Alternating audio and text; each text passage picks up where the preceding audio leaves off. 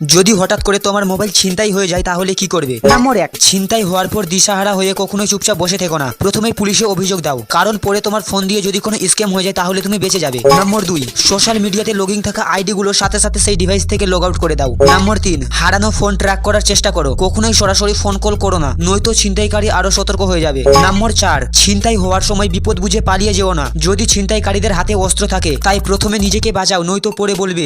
Please আমাকে ক্ষমা করে দাও। নম্বর 5, মোবাইল ছিনতাই হওয়ার পর সিম বন্ধ করে নাও, নয়তো তারা তোমার নম্বর দিয়ে ওটিপি নিতে পারে। নম্বর 6, ফোন হারানোর পর ফোনটি যদি তোমার হোয়াটসঅ্যাপ নম্বরে চালু থাকে তাহলে ছিনতাইকারীরা তোমার পরিচিতিদের ফাঁদে ফেলতে পারে, তাই সাবধান। নম্বর 7, নিজের আইডি লগইন থাকা অবস্থায় ফোনের সেটিং এ গিয়ে ফাইন্ড মাই ডিভাইস অপশনটি চালু করে রেখো, তাহলে পরে ফোন খুঁজতে সুবিধা হবে। নম্বর 8, যদি ছিনতাইকারী কোনো বাইকে আসে তাহলে অবশ্যই বাইকের নম্বরটি নোট করে নিও। নম্বর 9, কোনো অ্যাপে পাসওয়ার্ড সেভ করে রেখো না, নয়তো ছিনতাইকারী তোমার অ্যাক্সেস পেয়ে যাবে। আর হ্যাঁ, ভিডিওটি লাইক করে দিও, কারণ লাইক করলে ভিডিওটি এখানে সেভ হয়ে যায়।